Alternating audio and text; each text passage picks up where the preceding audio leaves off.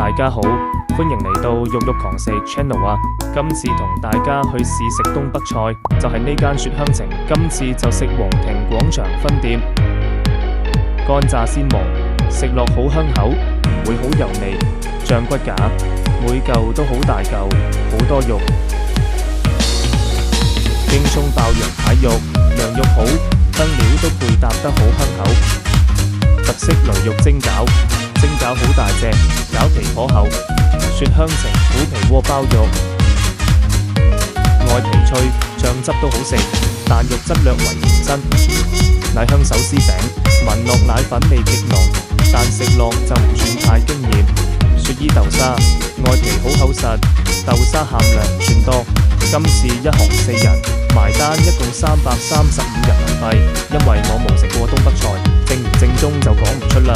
但呢個價錢食到咁多款菜，仲碟碟都咁大碟，都不妨一試嘅。呢度就係餐廳 menu， 有興趣嘅朋友可以慢慢睇。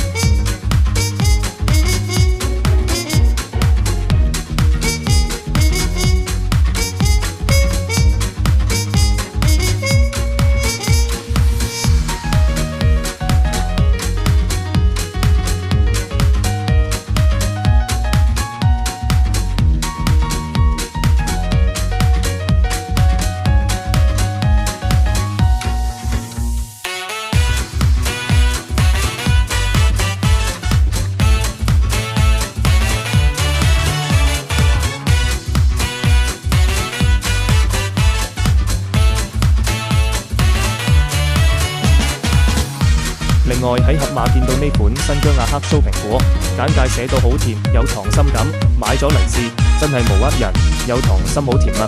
今次影片就到呢度，如果中意呢類型影片，可以俾個 like， 亦都歡迎訂閱我哋肉肉狂食 channel， 下條片再見啦，拜拜。